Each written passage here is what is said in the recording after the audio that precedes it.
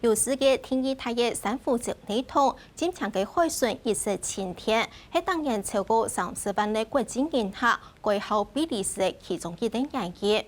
不过观光业按发展嘅同时，没可能会对海洋生物带来压势。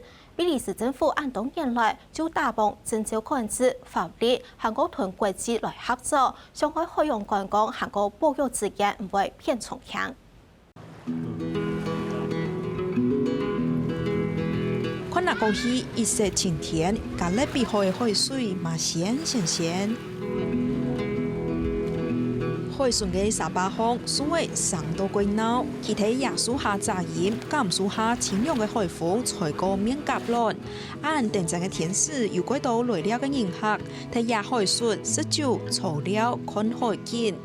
也片係比利時最大嘛係最鬧熱嘅觀光小島聖佩爾，到看見面本但都意思入來落實。我聖佩爾就是貼天意大嘅俄羅斯區，一種特別嘅天然環境嘛帶動嘅觀光業，嘛半日嘅生存有為幸福貓。So if they have tourists, we have sales, we have business. Tourists come here to the island, they're better for us. 日頭沙巴珊瑚樹，風景岸定陣嘅比利時，明顯上到超過30萬嘅人來野了。海洋觀光嘛貢獻嘅比利時大概41%嘅 GDP， 超過100嘅人以是珊瑚樹嘅生態內來落實。不過發展到銀河嘅利用業，真有可能會傷害到亞脊背嘅生態。Coral are dying. I mean, coral-wise, marine-wise are dying. And we're getting more people coming to visit. So I do see a decline of coral as well too.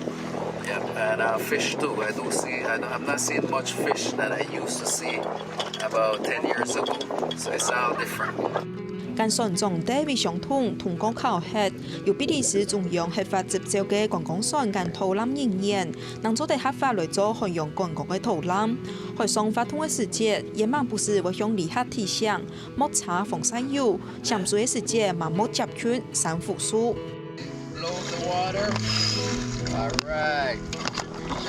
片面海洋相關嘅產前產業受到破壞，當地政府嘛過用心。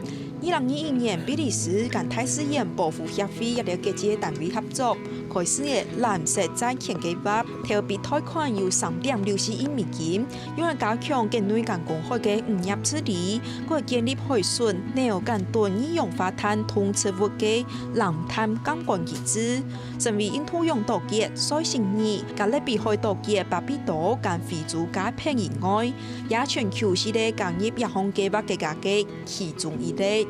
Even though this is a magnificent opportunity for us to be able to relieve ourselves of loan, it also gives us the opportunity to do what we have always done very well, which is conservation. 個比利時也係有233嘅海域，包含第一個海洋保護區。比利時保礁保護區內同內，紅樹林、珊瑚樹也有珍貴物種，睇野受到保護。喺藍色債券嘅推動下，比利時當局嘛應承，2030年以前會將海洋保護區擴大到30%。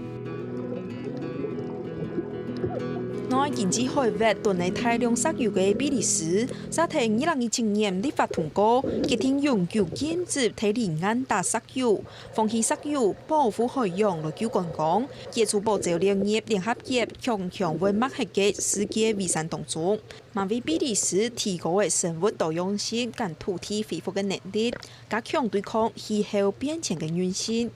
客家新聞，邱永尊、陳玉嫻，比利時報道。